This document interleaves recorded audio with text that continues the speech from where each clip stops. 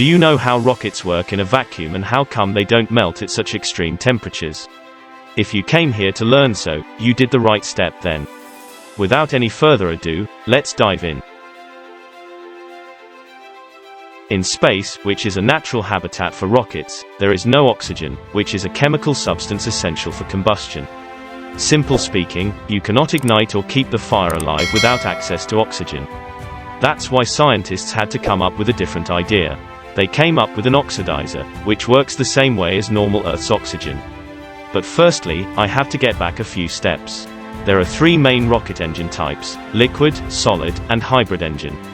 The names are quite intuitive, meaning that the first type uses liquid chemicals to achieve combustion, the second type uses solid substances, and the hybrid engine uses a liquid oxidizer and a solid fuel grain to achieve self-ignition and combustion.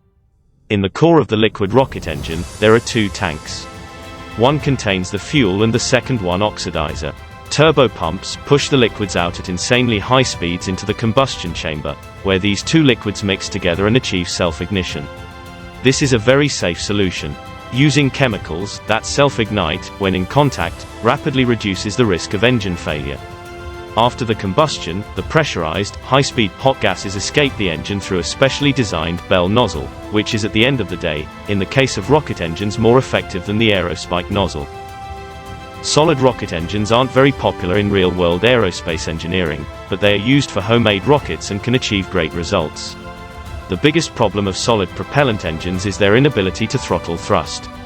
Hybrid rocket engines work very similarly to liquid engines, but the turbopumps pump only the oxidizer and run it through the fuel grain.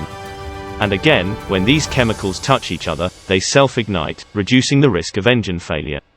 Well, now as you know the basics, I can tell you, why doesn't the rocket nozzle melt, though it's made out of materials that cannot withstand these temperatures? The fact is that though the nozzle is scorching on the inside, it's actually freezing on the outside, thanks to a system of tubes running liquid nitrogen around the exterior of the nozzle, cooling it down immensely. And finally, let's reveal how rockets are steered. Back in the day, rockets were kept stable in space using fins, adjusting the center of pressure of the rocket and hence making it very stable. If you want to learn more about the center of pressure, let me know. Nowadays, rockets use automated thrust vectoring, which is essentially a system that moves the nozzles accordingly to the flight plan, making them both stable and steerable.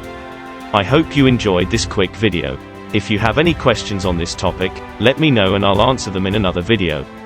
Please consider subscribing and see you at the next one.